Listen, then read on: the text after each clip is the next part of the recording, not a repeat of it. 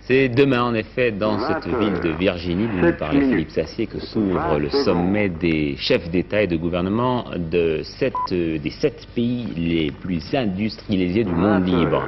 Les États-Unis, l'Allemagne de l'Ouest, la Grande-Bretagne, le Canada, le Japon, l'Italie et la France. Alors, les derniers préparatifs par Édouard Laure. Si les Français peuvent se pencher sur leur passé à Versailles, l'Amérique se penche, elle, sur le sien, à Williamsburg.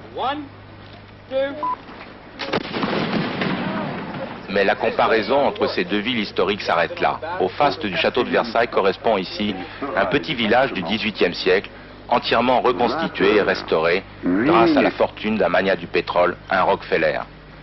700 habitants habillés et travaillant selon les coutumes du siècle dernier pour que le million de touristes américains qui défilent chaque année à Williamsburg se souviennent que c'est ici, aux côtés des Français et contre les Anglais, que sont nés les États-Unis d'Amérique. Le tout dans une ambiance parfaitement artificielle, mais qui par sa simplicité justifie le choix de Williamsburg, malgré les réticences des hôteliers locaux.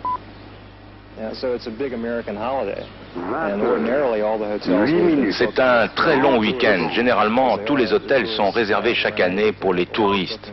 Mais cette fois, à la demande des organisateurs du sommet, on les a réservés à la presse. Il y aura de 3000 à 4000 chambres qui sont donc bloquées pour le week-end. C'est une situation relativement incertaine pour le commerce, mais on prend le risque. La résidence de Ronald Reagan pendant ces 3 jours, sans comparaison avec la Maison Blanche. Et parmi les 130 maisons du village, celle de François Mitterrand. Seuls les Japonais ont préféré un hôtel, mais les 7 délégations seront enfermées dans un périmètre interdit au monde extérieur et dont le seul but est de permettre aux grands de ce monde de se parler sans formalité.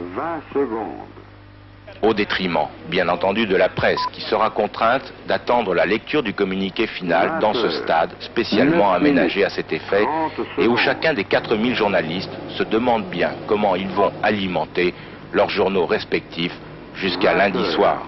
9 minutes, 40 à moins que d'ici là, chacun se retrouve sous la plus gigantesque tente jamais montée aux États-Unis, où les meilleurs des fast-food américains ont promis de rivaliser gratuitement 24 heures sur 24 pour satisfaire aussi bien les Japonais que les Français.